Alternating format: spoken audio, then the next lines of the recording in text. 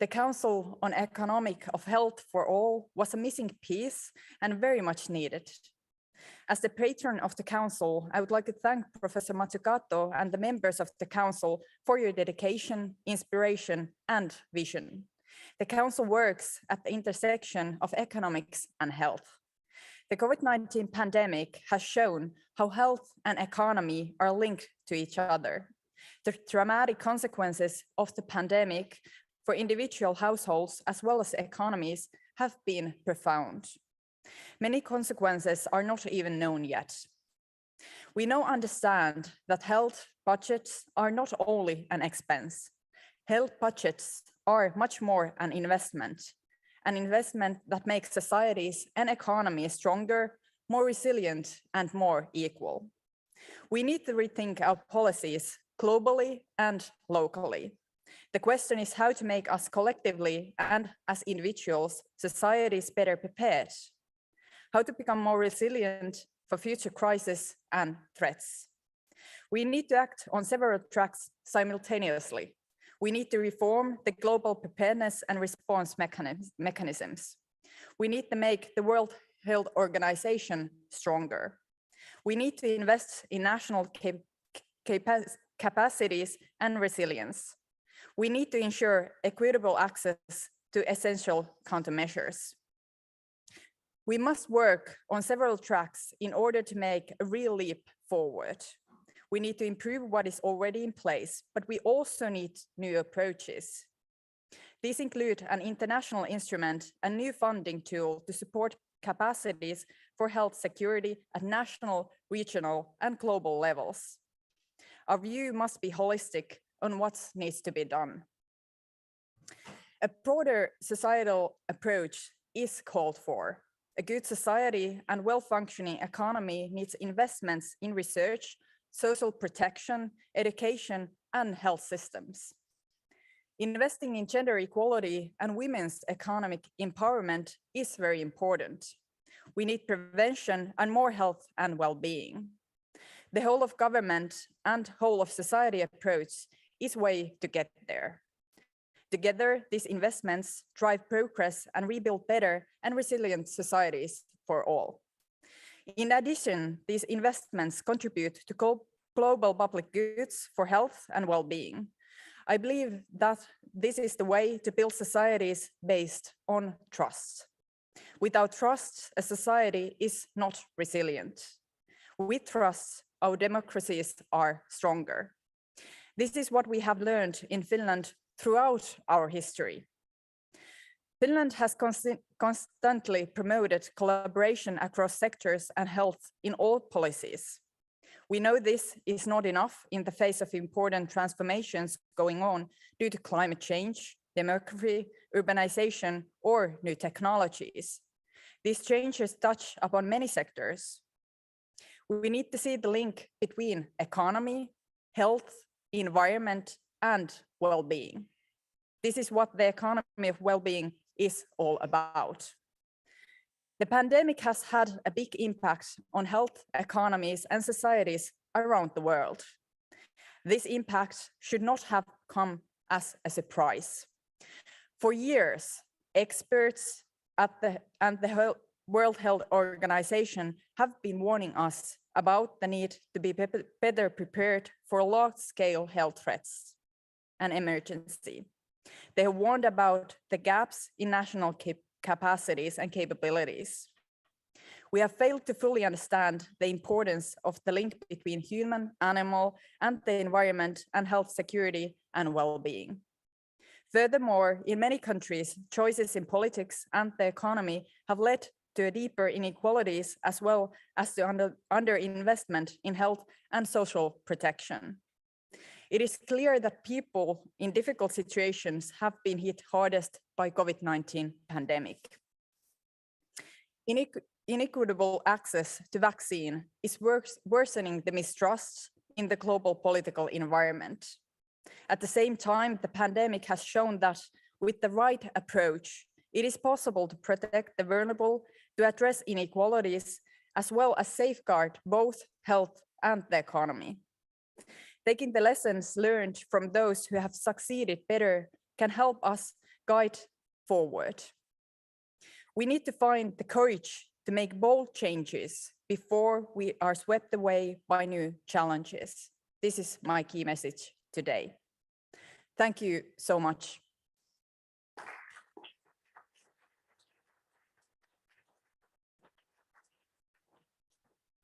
Thank you very much, Prime Minister. We could ask for no better patron for this Council on New Economic Thinking. Many of you know that Finland has been at the forefront of thinking about what it means to develop an economy of well-being. It has taken that agenda to the European Union.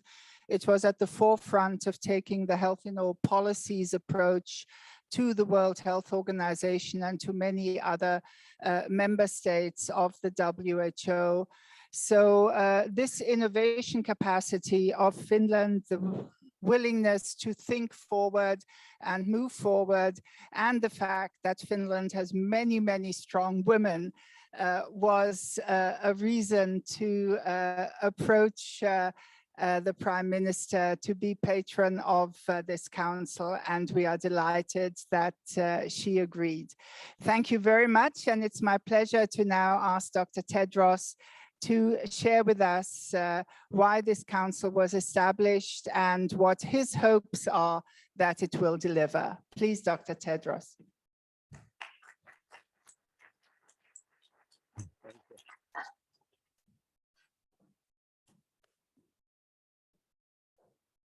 Thank you. Thank you so much, Ilona. Your Excellency, Prime Minister Sanna Marin of Finland, Your Excellency, Minister Martin Guzman, Professor Mazzucato, dear colleagues and friends, good afternoon, and thank you all for joining us today. First of all, I would like to thank Her Excellency, Prime Minister Sanna Marin, for her leadership as patron of the WHO Council on the Economics of Health for All. Kiitos. And I would also like to acknowledge Ilona Kikbush, Vera Songwe, and Jayati Ghosh, who are all members of the Council. We're very pleased to have assembled such a distinguished group of diverse experts from around the world. And my special thanks to Professor Mazzucato for agreeing to chair the Council and for her leadership. Why have we created the Council on the Economics of Health for All? The answer goes back to the consultation to the Constitution of WHO written more than 70 years ago, which affirms that I quote, enjoyment of the highest attainable standard of health is one of the fundamental rights of every human being, end of quote. Since then, that affirmation has been reinforced by the commitment to health for all at the Almaty Declaration Conference of 1978, and most recently by the high-level political declaration on universal health coverage made at the UN General Assembly just 2 years ago. While progress towards these lofty goals has been made, it's not nearly sufficient. There remain unacceptable gaps within and between countries. The COVID-19 pandemic has thrown a harsh spotlight on these inequities. It's clear that achieving health for all demands that we reach beyond WHO's traditional counterparts in the health sector, including to those responsible for making national economic policies. We can no longer see health as a cost, but as an investment that's the foundation of productive, resilient, and inclusive economies. While we have many great professionals working in WHO, we have formed this council for a unique purpose: that requires unique expertise and a unique perspective. Our aims are not modest. We want to fundamentally change the way that international financial institutions, national leaders, and their finance ministries think about and value health. We want to foster and promote innovations and actions that transform local and global health systems, and to accelerate progress towards the health-related targets in the Sustainable Development Goals, including universal health coverage. We tasked the Council with coming up with new ideas that are not only bold and innovative, but also practical to guide and support countries as they invest in health in order to achieve the greatest benefit for their populations. And we asked it to consider a wide range of policies addressing innovation, industry, employment, and environmental policies, and to reflect on growth that's inclusive of health and well-being for countries in all income levels. I very much appreciate the Council's work so far. This includes developing a new vision and narrative on the value of health, its work on health innovation, published this past June, and the new policy brief we're releasing today on financing health for all. We welcome the Council's formulation that we need a radical redirection in economic thinking for global health. It's time to move away from thinking of health as a component of the economy and instead look at how the economy can support the societal goal of health for all. This new finance brief shows that neither existing market mechanisms with their focus on short-term returns, nor development funds alone are sufficient to achieve health for all.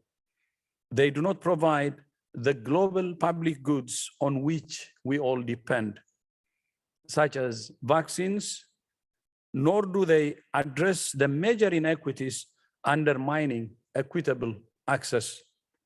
The Council is proposing bold, concrete actions for governments and multilateral organizations in three major areas: creating fiscal space, the direction of investment, and the governance of public and private finance. This does not just mean more money. It means making the better, smarter, and longer-term investments that are needed to achieve health for all. And as the Council itself says, more finance and better finance, meaning quantity and quality, better quantity and quality. Thank you again to our patron, the Prime Minister, for accepting to lead this Council, which is the first of its kind in WHO. And I would also like to use this opportunity to thank Ilona. The idea of having a chief economist in WHO was proposed by her and her good friend, Alan Donley. So thank you so much for these crazy ideas. And in WHO, then based on their ideas, we started from having this council first and then move into the chief economist, which we will do ultimately. And also my thanks to Professor Mazzucato and all council members for their ongoing work. All the council members, by the way, are women. And I was with Mariana when people asked us why all women, and we both same time answered, why not? And nobody followed with any other question. So, I hope some men now are willing to join them as observers, still limited. The independent analysis and evidence they produce can inform the decision-making of both heads of state and ministers of finance as they strive to make the best policy choices for health. I really believe in this council, and I hope we will make progress and realize what the world promised, health for all, at the end of 1940s, more than 70 years ago. We should make it happen. It's time to act, because this pandemic has shown us how health is central. I don't think we need to debate on this, and the world should make it happen. So thank you so much again. And Ilona, back to you. Thank you.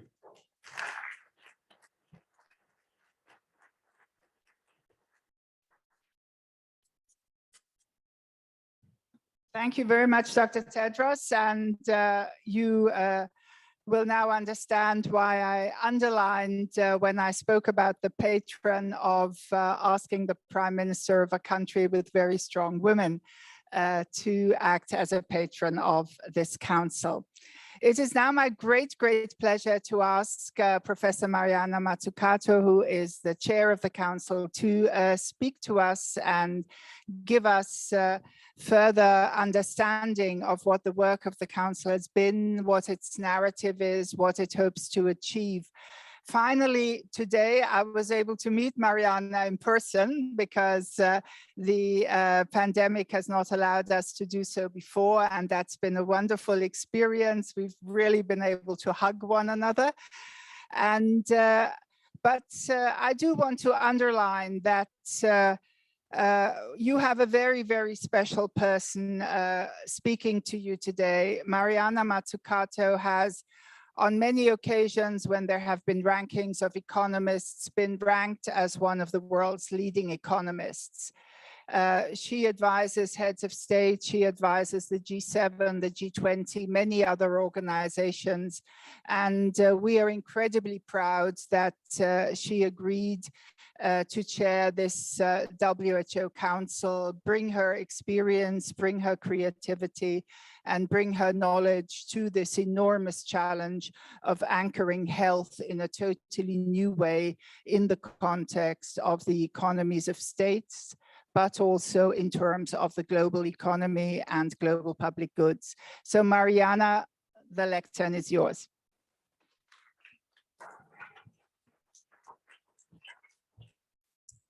Thank you, Ilona, my fellow council member. And it's true, when you see someone who you've been zooming and teaming with for such a long time, you give an extra hug.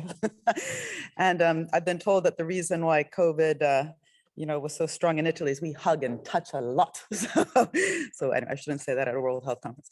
So first of all, thank you so much, Prime Minister Marin, for being our patron. I was going to say patron saint, but our patron. And I don't think it's a coincidence that you're a woman. In fact, some of the leaders across the world that have put well-being at the center of their economy, as you have, in that whole of government approach, where well-being becomes almost normalized. It's not just this funky little thing on the side. They're all women, aren't they? So, in New Zealand, in Finland, in Scotland, in Iceland. And so anyway, thank you so much for agreeing to be our patron, and we really hope that we can interact with you much more. And thank you so much, Dr. Tedros, for being a huge inspiration. We even, when we said, why not? I think there was a word in between the why and not that we both muttered under our breath, but we cannot say that out loud. Or at least we could say it in Italian. It always sounds better when we swear in Italian, as we did over dinner the other night, because Dr. Tedros does speak Italian. And as has been said so eloquently by both Prime Minister Marin, Ilona, and Dr. Tedros, really the goal here is not to start from scratch, right? There's been plenty of great studies that have in fact linked health and the economy. The problem is not only that they're often not heard, and this whole issue about health being an investment, not a cost, requiring kind of long run and visionary thinking instead of just always seeing it as an expenditure and some sort of trade-off. If we spend more on health, maybe a bit less in education. No, that's the wrong thinking. But we need to go beyond just making that link, which is a very strong link. We should make that link. The problem has been that we have often said, oh yeah, invest in health because it's also really important for a more inclusive economy. Yes, But what we have to also say at the same time, in a moonshot kind of way, that it's health for all that is the goal, and then redesigning the economy in order to serve that goal is the whole point. And if we don't do that, we just come back to this kind of siloed thinking. And so what does it actually mean in terms of designing the economy? That's the whole point of this council. What does it mean for how we govern innovation, right?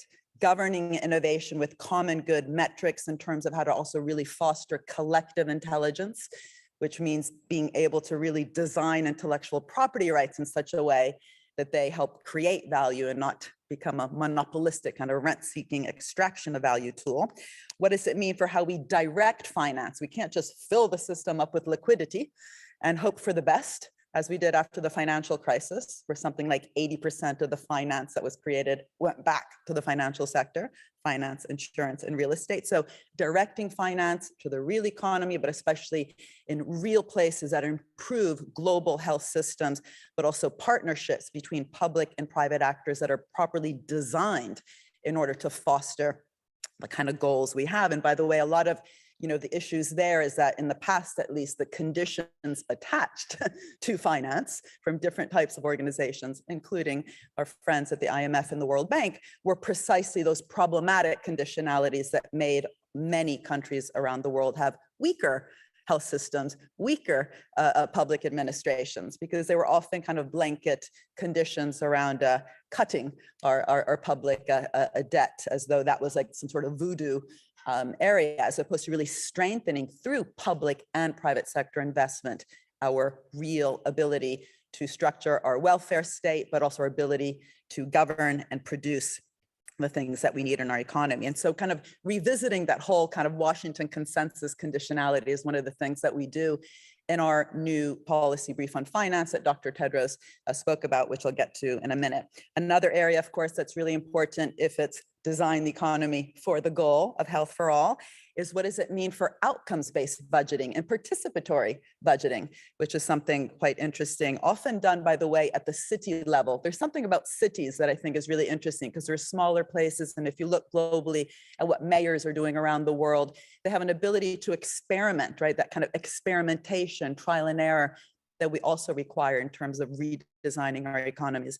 We're actually launching next week another council hosted by UN Habitat, my institute at UCL, and LSE Cities, bringing together mayors across the world to think together. What did it mean when you were on the front line of the COVID crisis in terms of new tools that were needed, and how can we kind of scale up those lessons? What does it mean for procurement? Procurement is a huge chunk of government budgets. In the UK, where I live, the whole innovation budget is 10 billion, and just the procurement budget of the Ministry of Transport is 40 billion. And across the board, Department of Health, Department of Education, Department of Defense, you start using procurement, so government as purchaser, to be really bold around public goals, including public health goals, and health being this cross-cutting well-being measure that we require to build a strong economy. And you've just massively increased your innovation budget, right? If it actually is about innovating and experimenting for important new social goals. And also another area that we could think about today, where there's trillions being poured into the system, kind of too little, too late on the back of the COVID pandemic with recovery funds. What does it mean, for example, to have conditionalities linked to these grants and loans, recoveries and bailouts that really have important public goals at the center, and in this case, health for all goals at the center. By the way, on that, it's really interesting. Some countries have done this recently. There's really different, heterogeneity around the world around this kind of willingness to put conditionality to foster more dynamic, symbiotic public-private partnership. Just as an example, France, which is not perfect in every way, but just this one thing was interesting they did. They put some conditions attached to the bailout, the recovery loans that were given to Renault and Air France. They had to commit to reducing their carbon emissions in the next 5 years in order to get €1 out of the government. So there's something much wider there about saying, instead of, again, flooding the system with liquidity or just bailouts and loans to different sectors that might need help during a pandemic, what about, again, having measures around carbon reduction and a green transition and health for all at the center of that new social contract. And this is very much goes to the center of everything that we're doing in the council, because we always begin all our conversations by reminding ourselves that the economy and even the so-called market, which we all use that word a bit lazily, right? The market is not business. The market is an outcome, and the market outcomes are results of how we govern all the different institutions that create value in the economy, how we govern our public entities. Are they there just to fix markets, or can they actually create and co-shape the economy? How we govern the private sector. There's different corporate governance mechanisms. And by the way, Finland should be applauded because Finland, as well as other Scandinavian countries, have a stakeholder governance model of corporate governance, where they're not just maximizing shares, but truly, not just with the talk at places like Davos about stakeholder value, truly, concretely have a mechanism within the company governance to have different voices at the table, including labor unions and the labor voice, which is very important in an era of capitalist history where the labor share of global GDP is at the lowest it's ever been, the profit share is at one of the highest it's ever been, right? And that's not, believe me, because one part of the economy became smarter than the other. This is partly due to that extraction effect that I talked about before. So remembering that the economy is an outcome of all these decisions, how we govern the different public, how we govern the different private, and especially how we govern their relationship is so important in a sector like health, which is full of public, private, philanthropic funds, right? And remembering that, you know, just to say, oh, we're going to partner, and that's good in and of itself. Well, that's never been true of marriage, right? A lot of marriages don't end up too well, and no one would say just partnering for the sake of it is a good thing. And if you speak to any biologists, of which I'm sure there's some in the room, they would never just use the word ecosystem in a neutral way. They would say ecosystem.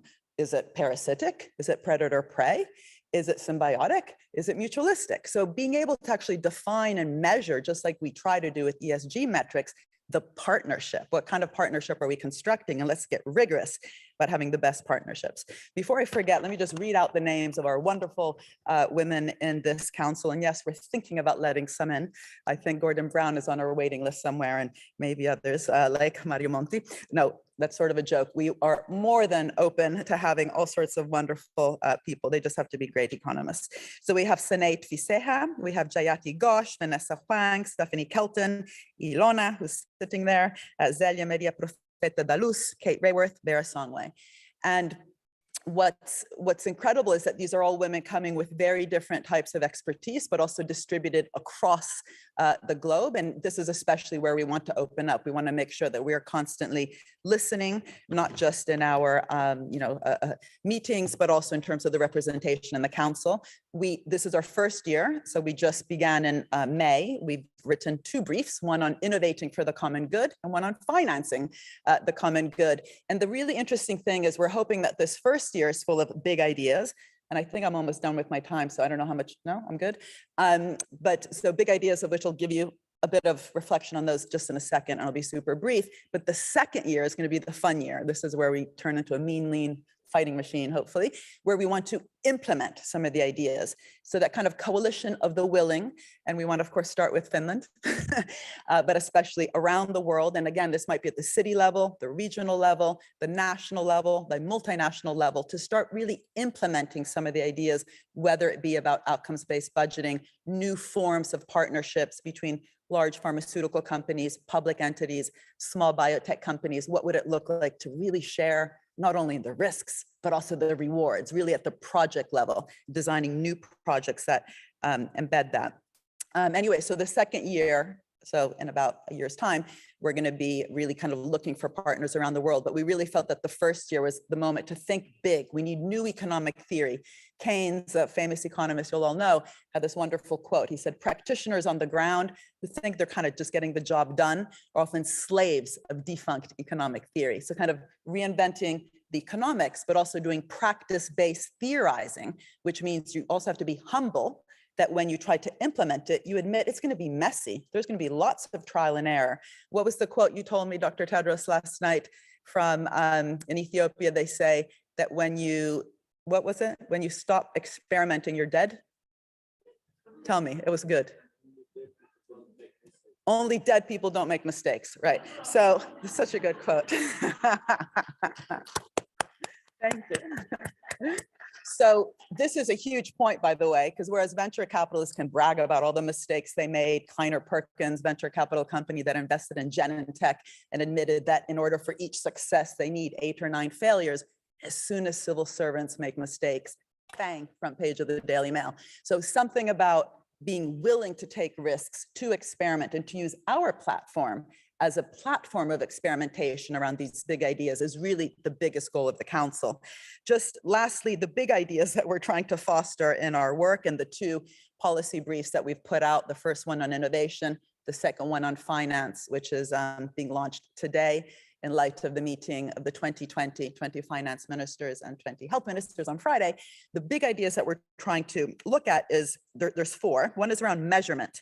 How do we value and measure health for all? How do we understand health for all as a key objective of economic activity, as I was talking about, and well-being, and fundamental to the assessment, to the evaluation of how countries design and prioritize policies and promote the common good.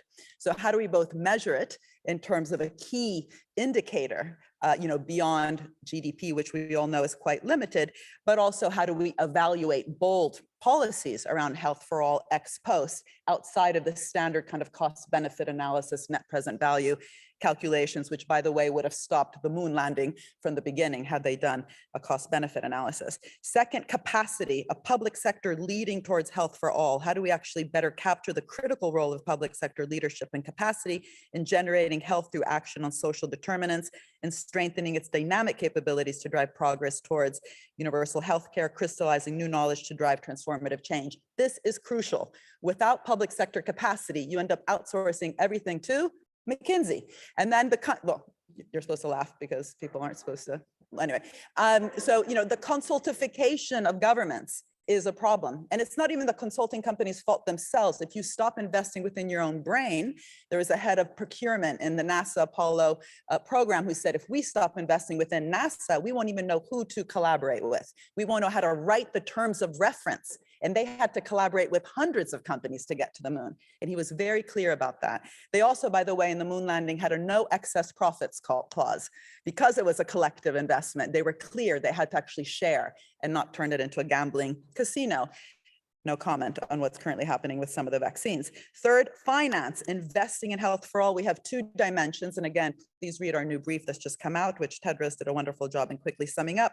There's 2 bits there. How do we finance literally with new types of finance and new types of bold conditionalities as opposed to old Washington consensus conditionalities that actually created weaker capacity on the ground, but also that issue of budgeting, actually creating a much stronger and wider fiscal space as opposed to giving in to the myths about, oh, there's no money. And then, of course, money comes out of the woodwork, whether it's to go to war or during a pandemic, but that's too little, too late if you've been under-resourcing, under-financing, undervaluing our health systems, and then kind of condescendingly clap, for essential workers without knowing how to value and resource that essential part of the economy. And lastly, this issue around innovation. How do we truly, stop relying on, kind of donor and philanthropy mentality and produce, innovate, do business in a better way at the core of how we create value? And that really means paying a lot of attention to, again, not saying patents are bad, patents are fine, but how have we been governing the patent system, intellectual property rights? If we have allowed patents to go too upstream, so we're patenting the tools for research, too wide, because they're often just used for strategic reasons, and too strong, hard to license, well, that's not exactly a productive entrepreneurship, that's unproductive entrepreneurship, as a famous economist, William Baumol, once argued. So I was going to tell you all about our 2 briefs, but I have no time. They're on the website, and I'm sure we'll talk about it in our discussion. But can I just thank again, Dr. Tedros, for welcoming us, all these women, to your council, and we promise to open up to the other sex. And thank you so much, Prime Minister Marin, for your inspiration, especially how you lead and how you also lead globally with your fellow sisters around this point about putting well-being at the center of how we do capitalism as opposed to a peripheral toy. Thank you.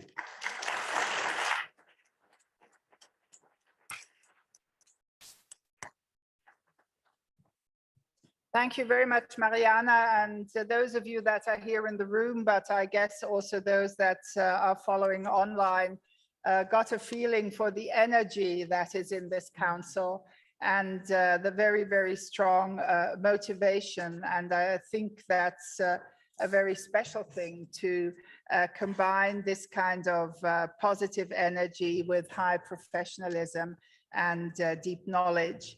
We're being joined now by two of our fellow commissioners, Vera Songwe. She is the United Nations Under Secretary General and Executive Secretary of the Economic Commission for Africa, and Jayati Ghosh, who is Professor of Economics at the University of Massachusetts Amherst. And we welcome you. Hello, and thank you for joining us here today. Sadly, we did want to include a man in this panel. The Minister of Economy from Argentina, Martin Guzman, has had to cancel because, as you know, preparations for the G20 are ongoing. There are some very, very difficult issues on the agenda, and he has to be part of those negotiations. So this is why he is not here with us.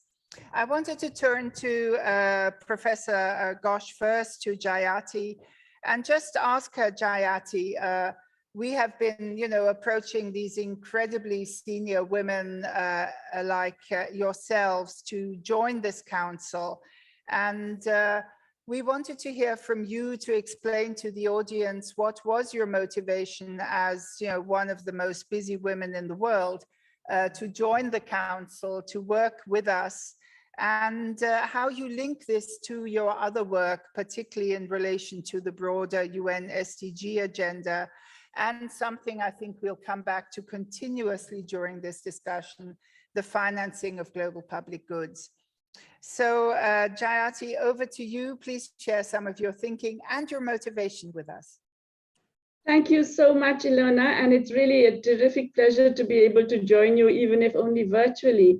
I think everybody would have realized already what would have made this council attractive, because there is so much energy, passion, commitment that Mariana brings to everything she does, that I think we all knew that this is not going to be just another commission. It's not going to be a talking shop where people just hold forth and then go home again. It's going to be trying to do something. And it's so critical to do something because I don't want to sound alarmist, but I really do feel that in some ways, humanity is very fragile at the moment. We're really on the brink. The pandemic was, if you like, a kind of appetizer course for what is likely to follow. And we know that we're already in the midst of climate change, which is going to unleash all kinds of new issues, including in health. And we know that things like this pandemic, first of all, will not go away easily, but could easily generate newer health threats of different kinds, all of which are made so much worse by inequality.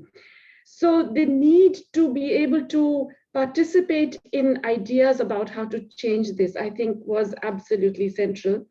And also because, again, as would have been obvious, because it's not just that Mariana is very clear-minded and passionate, but also that she's quite very smart about it, and she's a lot of fun to work with, as we've all seen, means that you can actually hope to do something that would be of benefit. And I think particularly, there was this feeling that many of us had that, the pandemic is generating all these short-term knee-jerk responses among governments in both the North and the South in different ways. Some of it is conditioned by the global financial architecture. Some of it is conditioned by the way in which governments have begun to think over the past 2 decades. Some of it is determined by the way markets and the private sector responds as well. But as a result, many of these responses were actually going against a long-term vision. And it's very clear that these short-term knee-jerk responses are not just not going to solve the problem, but they will make things worse for us. So we must have a transformative vision, and we must link that transformative vision to what we're doing in the short term. I think already Dr. Tedros and Mariana have laid out very clearly the kinds of issues that we will be looking at, the conceptual framing of this whole thing, and how we want to delve into both the concepts that we use, the measurements and metrics that we use, but also all kinds of assumptions. So we are really thinking of revisioning the economic system in a doable way, not in some very airy-fairy utopian way, but in a doable way. What are the practical things we need to do to take account of the interlinkages, to take account of the long-term requirements, to take account of the externalities and all of these things? I think that this focus on process is perhaps what is different from the discussion around, let's say, the SDGs. Because the SDGs are very desirable goals, but the process is not sufficiently taken apart and sorted out. So you can't have a goal to achieve a particular thing if your entire financial architecture is encouraging markets and private finance to do exactly the opposite. And that governments are then forced to respond to that in particular ways that encourage more of that. Similarly, you can't have less inequality if you continue to allow a regulatory regime that enables massive rent seeking, including through the patent system that Mariana talked about, and various other means. So I think this need to re-envision the economy. And as we keep saying in all our meetings, right, that we are thinking about health for all as the goal, and we're looking at all the building blocks of that to get there.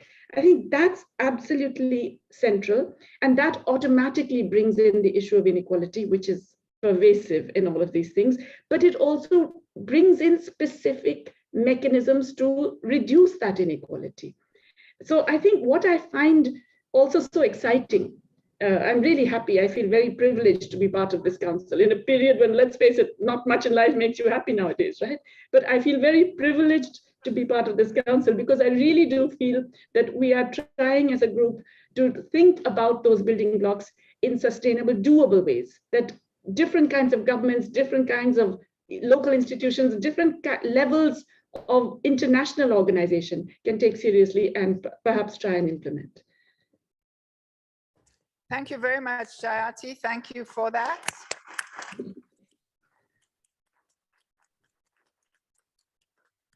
And without having been here, you've caught some of the spirit that's been in all the halls during this World Health Summit.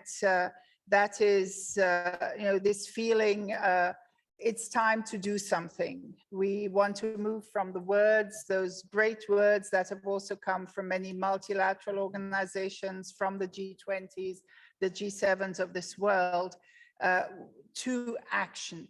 And we are trying, all of us, to sort of come together to define that action.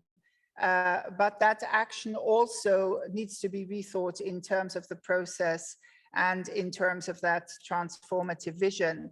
Now, I wonder if we have lost Vera. I don't see her on the monitor. Vera, are you there? Oh, we've lost her. I hope she can come back. Yes, there she is. Vera, wonderful. Welcome to our meeting. Vera, would... Alberto lost Vera. Shall we switch to Madame Janine? Sorry, can you hear me? Yes, we can hear you, Vera. Wonderful. And we see you now again. Thank you so much.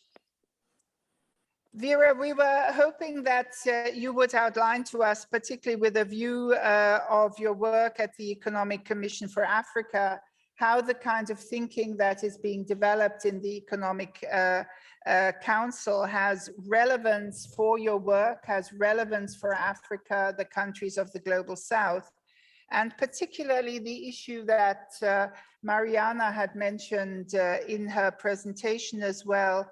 What are the new ways that we need to move forward in working together between public and private sectors, and again, particularly in the countries of the Global South? Could you share some of that thinking with us, please?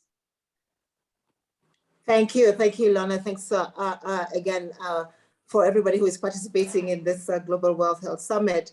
Of course, I think that Mariana has set up the stage very well, and the energy in the room, I take on JT's point. We would have all loved to be in the same room with Tedros and everybody, but like they say in French, ce n'est qu'une partie remise. We will certainly see each other soon, and hopefully all together in one room. It's a pleasure to be here with you today. I think for Africa, what this crisis has done, it has done two things. And I think Mariana talked about the private sector, but also I think the need for some of the actions that are taken to be homegrown.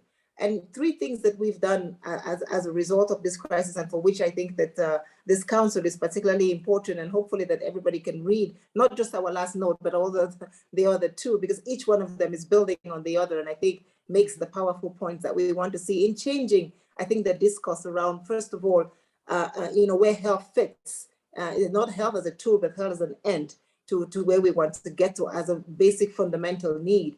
And if you look at that, then, particularly on the African continent, one of the things that the crisis has brought to the fore is the fact that Africa's health security was totally in the hands of our external partners. And so, 95% of our pharmaceutical products were imported.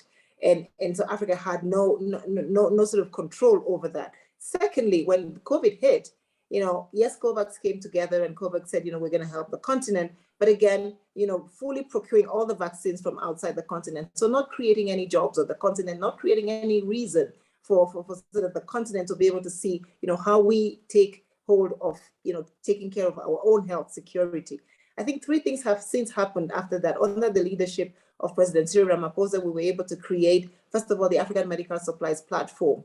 The key to markets is procurement, is that the buyer and the seller have a place where they meet and that markets can clear. And in Africa, we were not able to create these kinds of platforms where markets clear. Now with the African Medical Supplies Platform, we have created a pool procurement system that allows for markets to clear, where countries can come together, buyers from across the world can come together, put their goods on it, but also we can then highlight and showcase African products in the pharmaceutical sector. And secondly, we are now doing more. What we saw is that many of the Western pharmaceutical companies were not necessarily doing vaccines for the diseases that afflict the continent. And so we needed to make sure that we come back and take care of our own health security. And I think the whole conversation now around vaccine production for the continent is an important one. But one thing that we're saying is, and part of the work that this commission, I think, is very important for us, is to be able to send the message that Africa should not again be put to the side and saying, okay, yes, Africa, you produce vaccines for yourself. We need to be able to engage Africa in the global conversation. Because as COVID has shown us, if one of us is unvaccinated, all of us are still running a risk. And so essentially, Africa must fit in that global supply chain.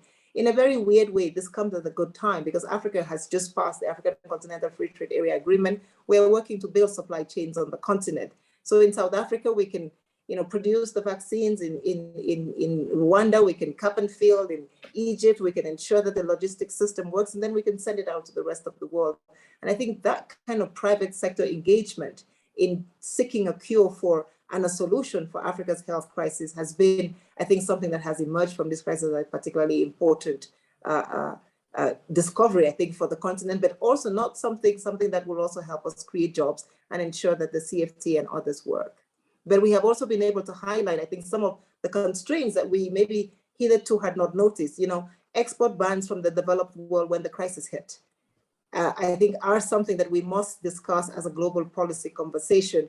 And, yes, we also have now from Tarman and Larry Summers and Ngozi, the health pandemic preparedness report that says we need to ensure that some things that we saw happen now don't happen again. And I think the first one is this kinds of export bans in times of crisis. We need to ensure that we don't put them in again. Thank you. Thank you very much, Vera.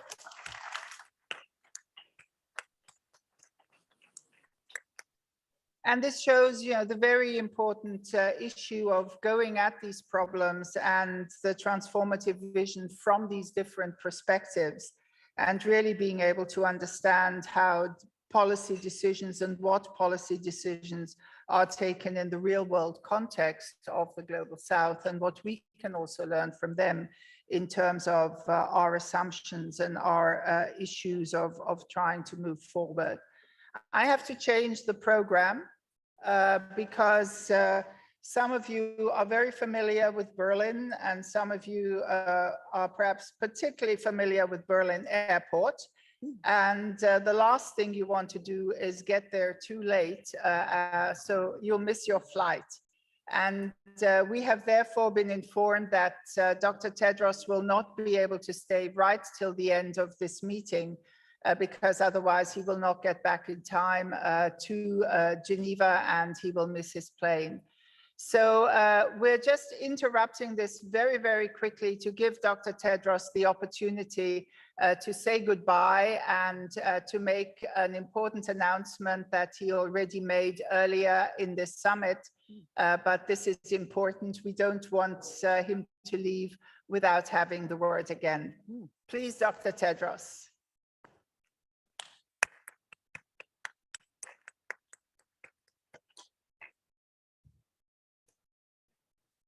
I actually wanted to stay with you, but as you said, it's a bit risky also, I was told. Otherwise, I will miss the flight. But I feel also bad to leave while I'm enjoying the meeting, plus before Her Excellency, the Prime Minister. Just, I would like to say a few things. One, to just say how very important this platform is. Platform, in a sense, the World Health Summit. And it brings civil society, private sector, government, academia together. It's a special one. I have seen it growing for the last 13 years now. As you may know, I was a member of the founding steering committee. Of course, my appreciation to Detlef and Axel for this really great idea.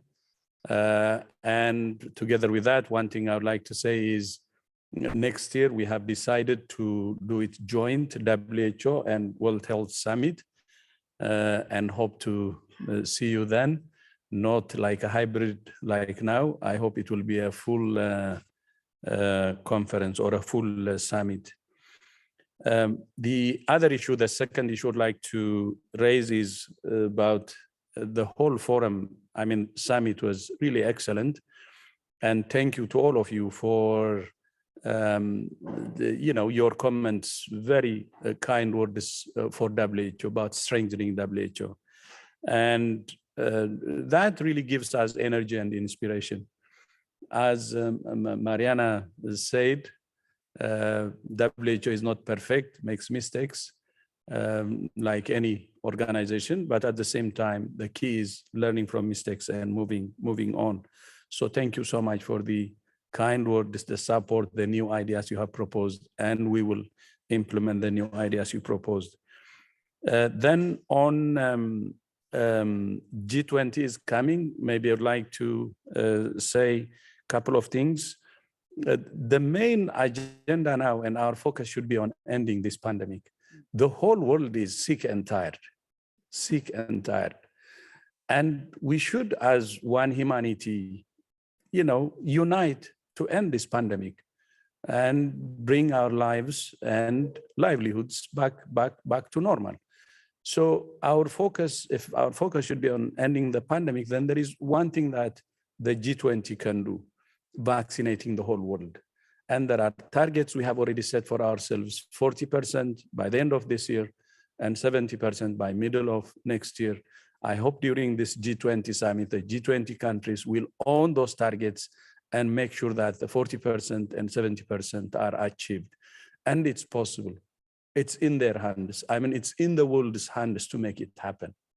There is no excuse at all. We have done all the analysis, including the production capacity and so on, is enough to vaccinate 40% by the end of this year.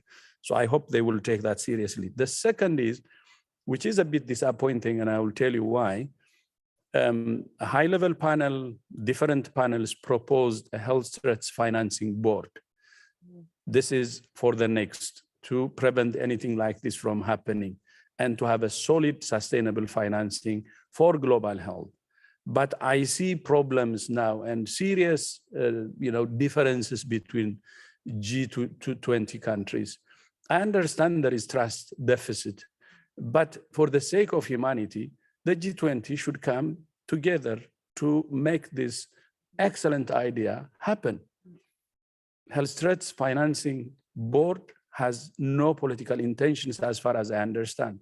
I have discussed this since its inception with experts I think some of them are here, like Victor, and of course Vera is also a member of that committee, and others.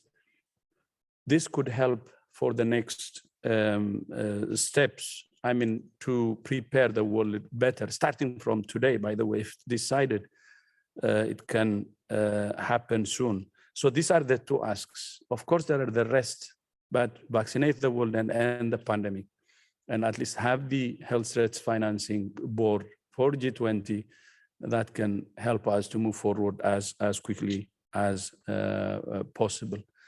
Finally, again, thank you so much for the opportunity. I really learned a lot. I have attended many of the meetings, and see you in 2022 in the summit that will be hosted by World Health Summit and WHO. Again, my appreciation and respect, great respect to Detlef and Axel. So Ilona, thank you. I have taken a lot of time, but and I should have stayed, but you understand. So thank you so much. And thank you, Mariana. Very, very much. Thank you. And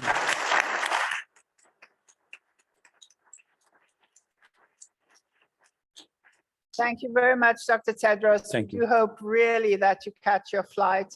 And I might say, I nearly didn't the other day. But I'd also like to say one thing on behalf of the organizers, and some of you might know that I'm co-chair of the World Health Summit Council, is that it is absolutely extraordinary to have the Director General of the World Health Organization join this summit for its totality. Dr. Tedros was here for the opening for a range of the sessions and launches at this meeting, and he has been with us for this council, particularly because it is something that is so close to his heart and where he has very, very high expectations. So I think we owe him a very, very big thank you for that. So I'd like to go back to our discussions, and maybe I do turn to Vera, because the Director General has highlighted the proposal at the G20 for a global health threats finance board. And I wonder, Vera, could you say a bit more about that for our audience? What is the intention of such a board? What would such a board add to the mechanisms we already have? How would it improve finance? And what are the issues that are in the air right now where it seems that they will not be able to move forward? Are you there with us? I just see myself at the moment on the screen.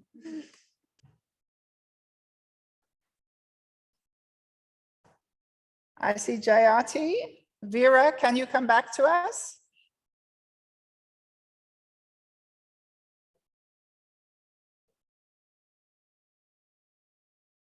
Mariana, would you like to comment on the proposal?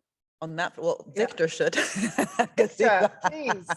On that particular, I mean, I'll just say one thing, Yeah. that the whole point of our recent brief that again was launched today was to say precisely that we need to structure the finance in particular way. So maybe a very important point that hasn't been made strong enough is on how such a board would have to go beyond the status quo precisely in terms of the governance of the finance. And I don't know, I'm going to say something a bit provocative.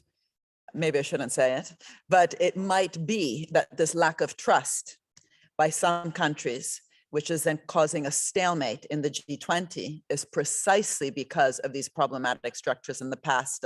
Again, we label it in a lazy way, but we sort of know what we're talking about when we say the Washington consensus type institutions that were serving particular countries that some felt that they weren't necessarily benefiting from that. So I think maybe this is a moment to both warn that if we don't, implement this G20 proposal, it'll be a disaster for humanity, and the history books will write about it as a massive failure, but also a wake-up call that we need to talk about it, hang our dirty laundry out a bit more explicitly, that, the point this time around can't be just to increase the amount of finance, but we need to govern this for the common good in such a way that we haven't in the past.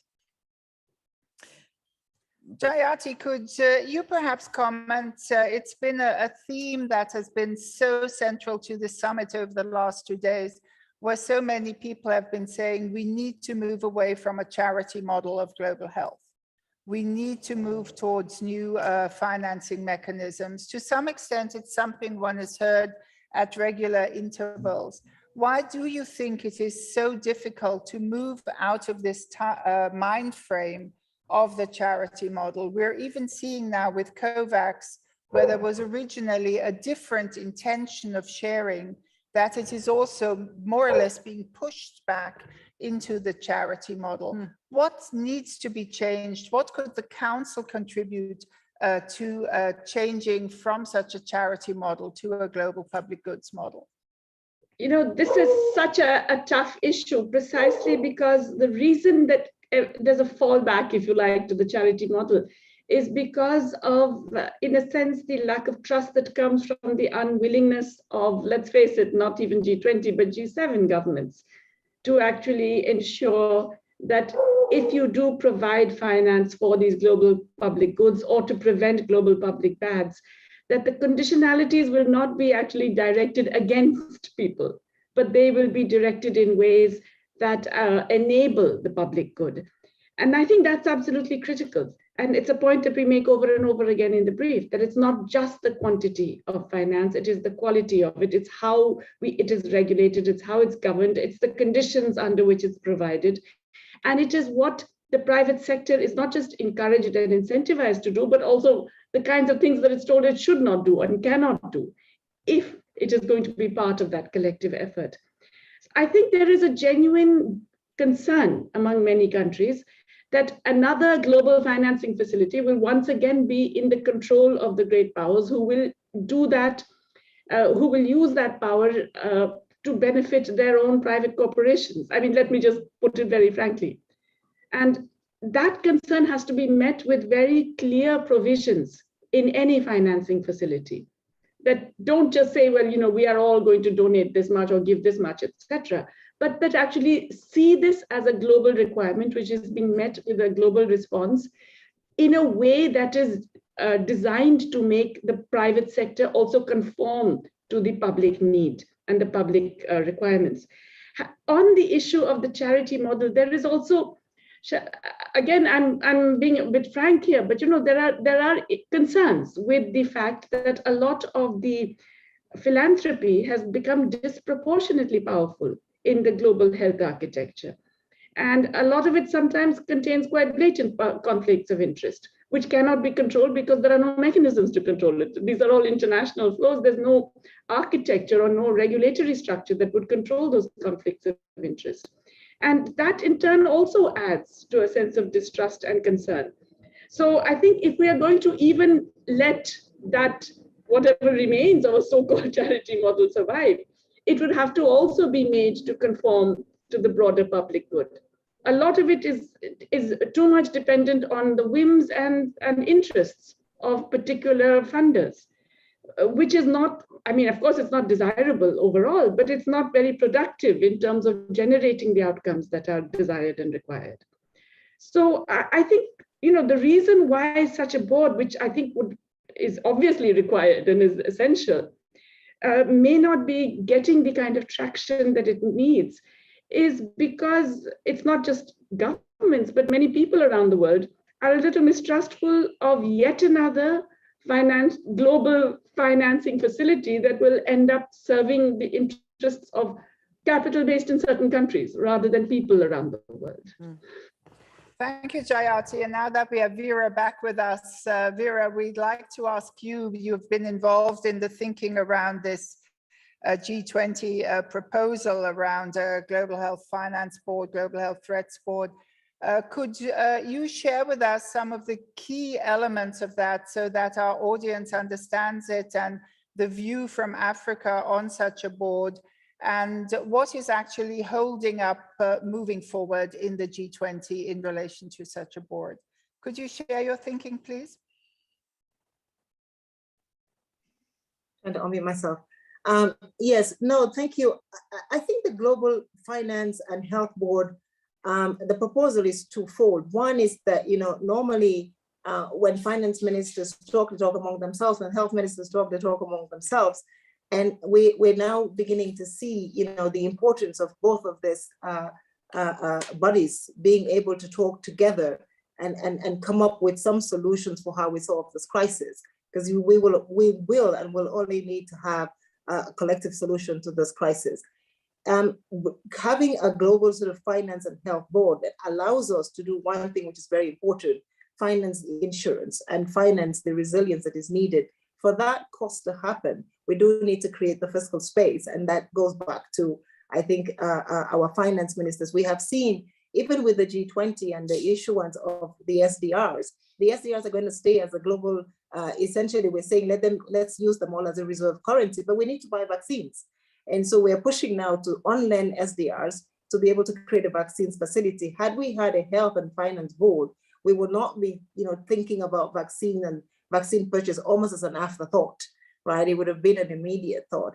The second thing is about financing pandemic preparedness. We do need to be able to convince when we do our budgets and, for budgets that go through a contestability process, that financing the pandemic preparedness or financing the mitigation is just as important as financing the pandemic itself. For that to happen, you do need health and finance ministers having that conversation upfront.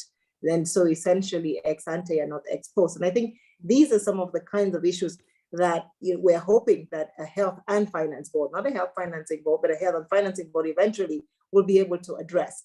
Now, I think there is still some conversation around, and at least on the continent, do we want to create another institution or do we want to strengthen and maybe reshape existing institutions? And I think we do need some time because, again, we tend to just create new institutions, but maybe not solve the problem.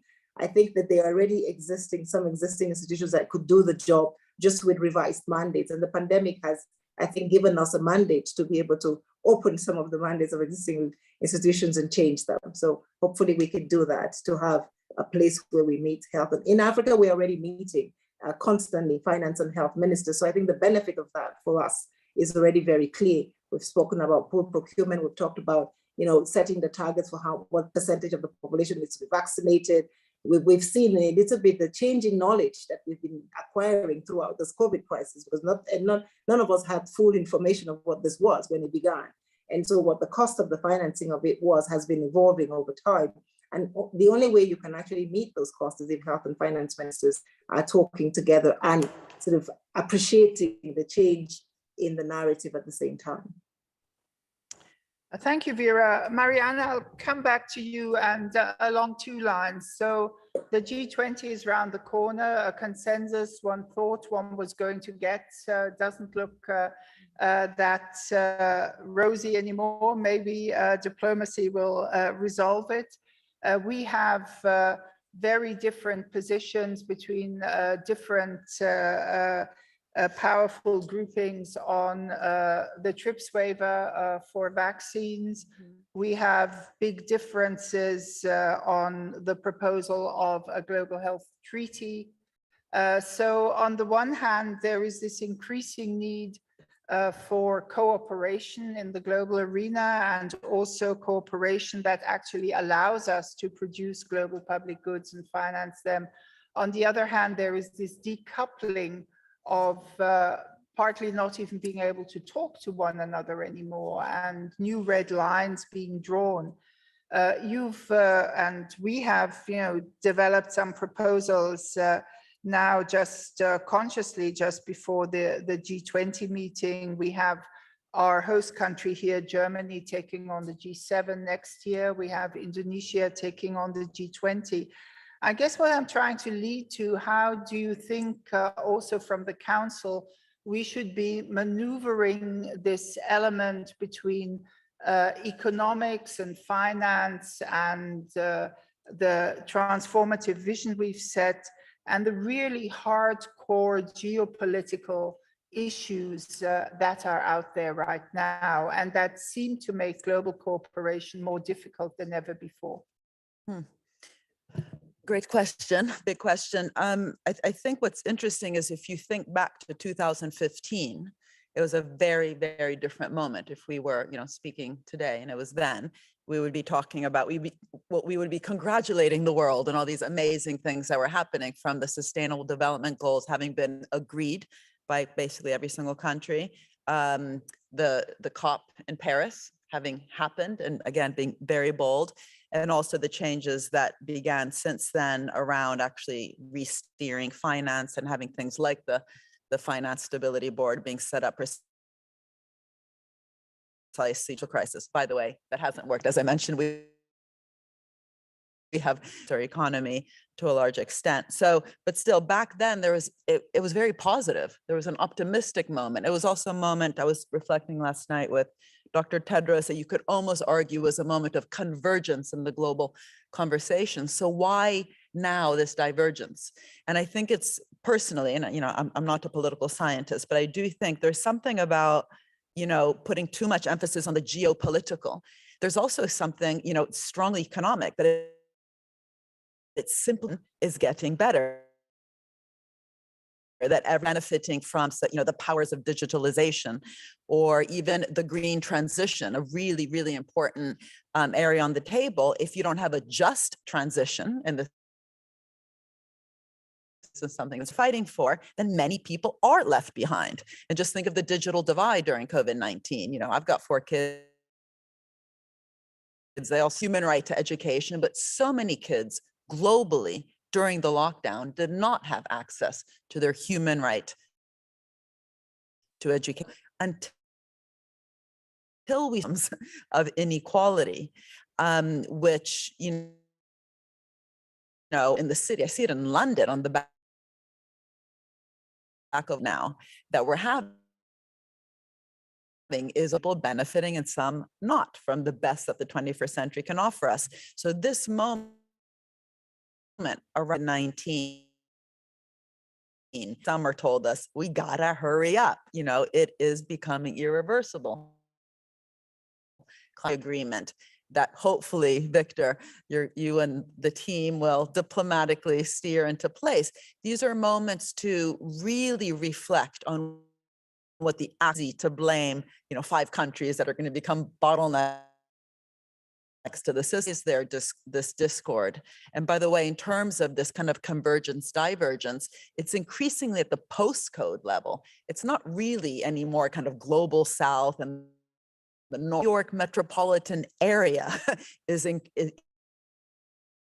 increasingly the London metropolitan area, directly at the postcode level. Equality is exhibiting itself. And so who's why? Think of what's happening with big tech, which is trillions during the COVID pandemic. That's due to and regulation of a system, which, by the way, like with health, was publicly financed. It was NSF funded. Any of these companies be without the internet? It was publicly financed. What would Uber be without GPS? Publicly financed. We thought that just and then kind of hoping do great. And instead, we production, the common good. And this is incredibly important with health. It was a point I was making before, and if are not the mission is to globally vaccinate everyone. As Dr. really making sure that, at the G20, the moment to globally vaccinate everyone and get prepared for the next pandemic, which unfortunately, and as the permafrost melts, not my expertise, but it is quite scary when you read that literature. What does it mean for learning the massiveness, having capacity, having to rely on charity because we just forgot to implement industrial strategies which would allow distributed capacity to manufacture, Vera's points. So it sticks. And if it doesn't, again, the history books are gonna write about this. This is what the cast in the system and to put critical moments, IMF and World Bank meetings, but also then humbly trying to create sort of a coalition of, otherwise, what's the point? Thank you to you. We'd hoped, as you said, Guzman here with us to sort of a finance minister. Since you have dealing with people, I wanted to say the frequency that I belong to, there is this feeling, oh, if we only, you know, if you invest in health to be great things, it's all and yeah, in the in fact, you know, building health really landed. So what is it kind of economic model land with ministers of the economy, you know, they divide their responsibilities. Here in Germany, our next chancellor is going to be a former minister. There's a big fight, you know, which ministry will be the Minister of Finance. So what makes them tick and differently? We feel in the health community, our arguments have which I can answer immediately. I'm known for my simple question. Let me get a kind of divergent viewpoint, but I don't believe governments do things because they're good. I think governments do things because, you know, there's pressure from below, whatever reason. And so I think one of the big, not just changing the economic narrative around all of these things. I believe that the pandemic would do a lot of pandemic would show everybody in the world that, you know, this, that you cannot be nationalistic at a time, you know, borders and passes. So you really have to think globally. I thought the pandemic would make people realize the huge value of care work and care workers and the need to invest much more. I thought the pandemic would make people realize that it's not good enough to just, but that you have to consider how that money is used and put so that it is used for the common good. I thought the pandemic, deregulated markets do not function to create resilient economy. So none of that happened, okay? I also thought that the international finance change in the sector, in the leadership seemed to recognize this. Anywhere in the world, not just in the advanced economies, but in the countries that are asking for IMF assistance. None of that happened. Now, why did none of that happen? I think part of it is really because, you know, a lot of this reflects differential power. It reflects, and the ability to influence government policies are often a different category from, you know, citizens at large, corporations or global capital in different ways, and so on. But it's also that there wasn't enough pressure from below. I think there wasn't widespread public demand for any of the things that I have mentioned. It reflects our broader, when I say us, all of our broader failure to capture that narrative. So I think we have to, governments, we have to think about convincing people this, because that's the only way in which we would actually get that kind of change. Having said that, it's also very urgent, because these are not problems that even in the medium term, these are things that are out to get. Mariana mentioned this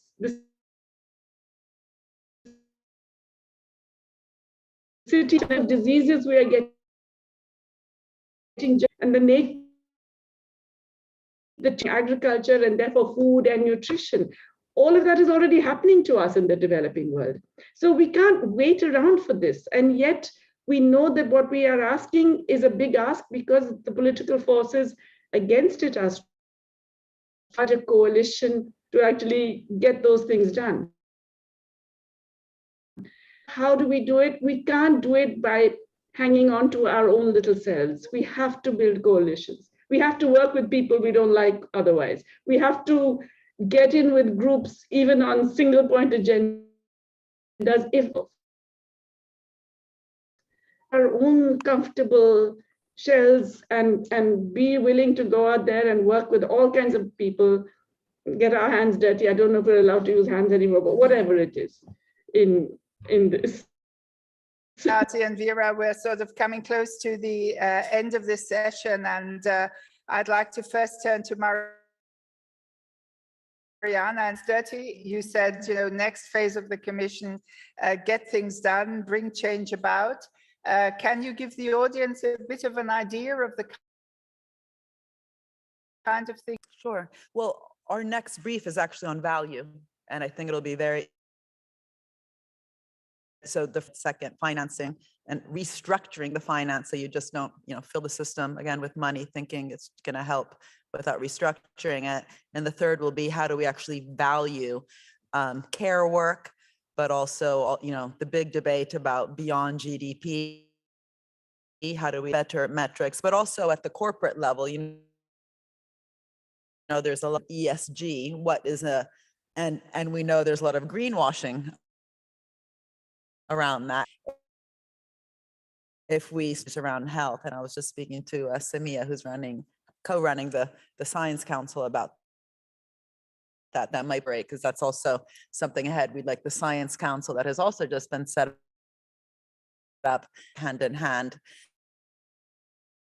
Of implementation, I think the really important thing will be, first of all, to make sure it's geographically spread, that we're not just playing with the usual suspects like Finland, at least to learn necessarily, as I said, national. These are sometimes like organizational at the project level.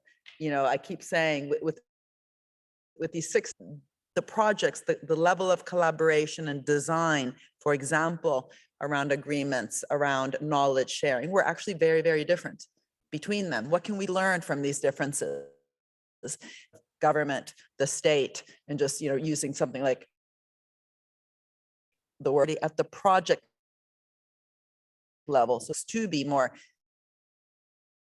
symbiotic and good kind of metrics at the center. So I think that really is something we want to do, because you can learn a lot to scale them up, formalizing those lessons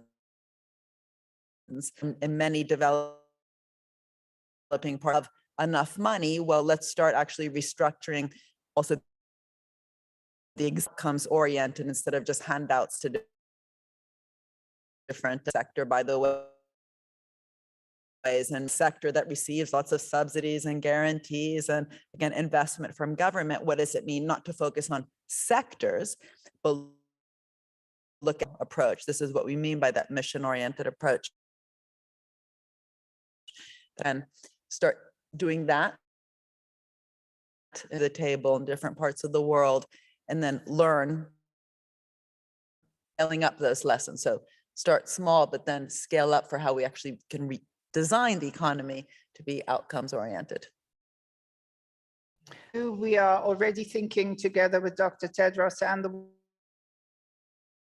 World Health Service, where we've only, you know, really will get much more that we can present them, discuss them, dig into depth. I also want to say I'm well aware that some participants have written actually quite long commentaries on our discussions. We will use them. We will pay for spending that time and taking. But we see that around the economy, that around the intervention industry and the public sector, between financing global public goods and development aids to be clarified, so much that we need to take forward, and hopefully can G20 discussions, and that if the member states of WHO agree to move forward with a pandemic treaty, will also be partitions for the financial responsibilities. So this is just, we really hope you go to the website of the Council and that you read the briefs and the materials. But I also want to say, take the time to look in this Council, read their work. It is really absolutely learned from that and might open some new vistas for you already now. And it's my great, the Prime Minister, to give some concluding comments.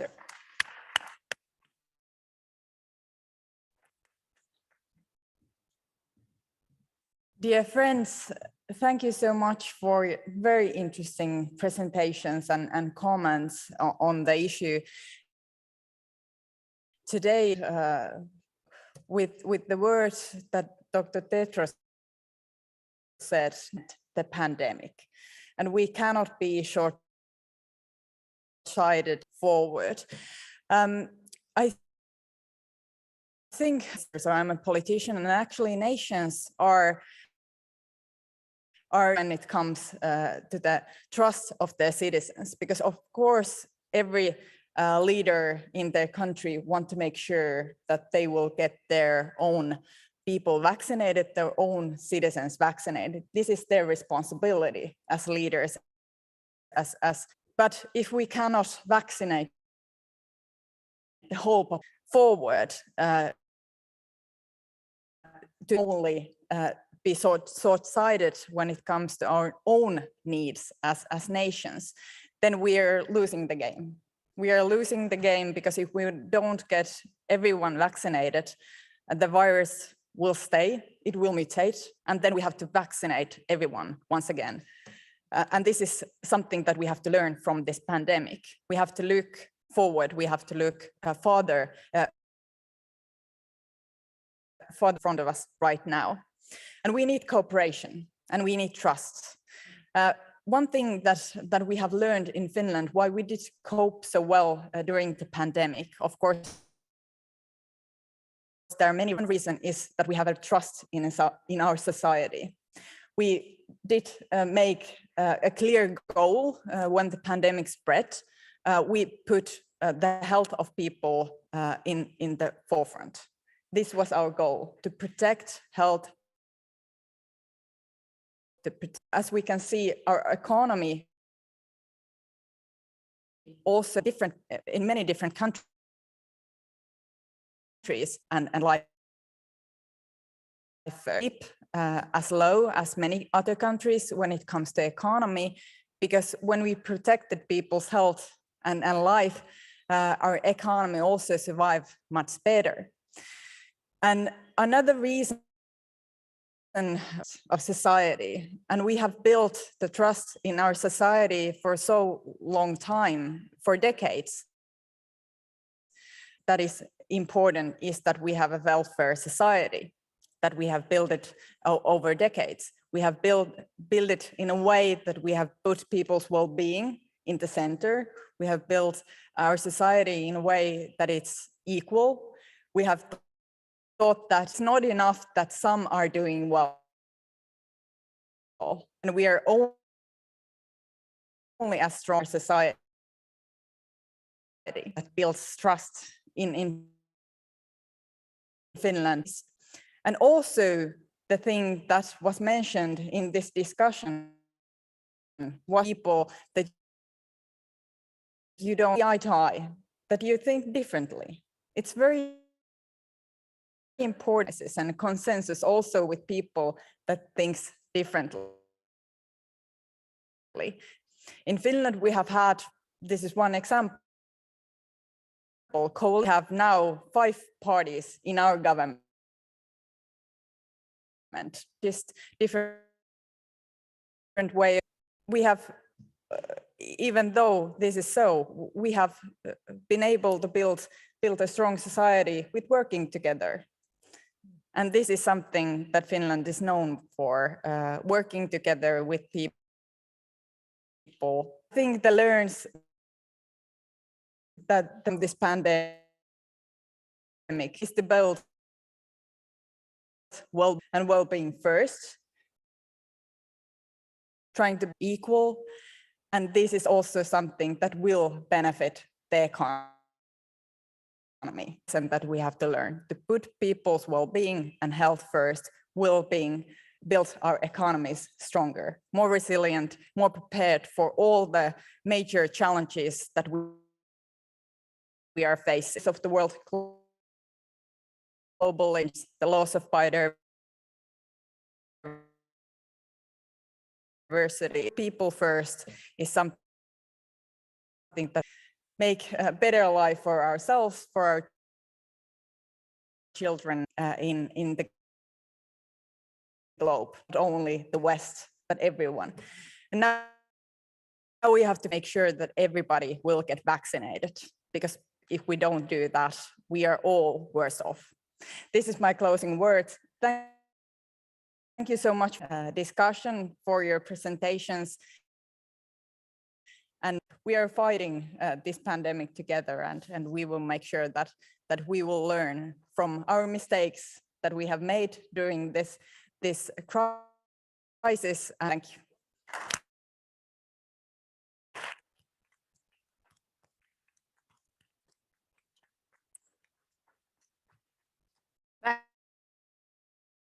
Thank you, Prime Minister, to end this World Health Summit with really understanding why we come together. Goal is, we thank you very much for those words, the focus on work that has come. How do we establish trust where the governance to the well-being forward? You know, some of them involved in negotiating a coalition got well, but still it'll be a big and an interesting position that we have not been able to have before. So thank you to all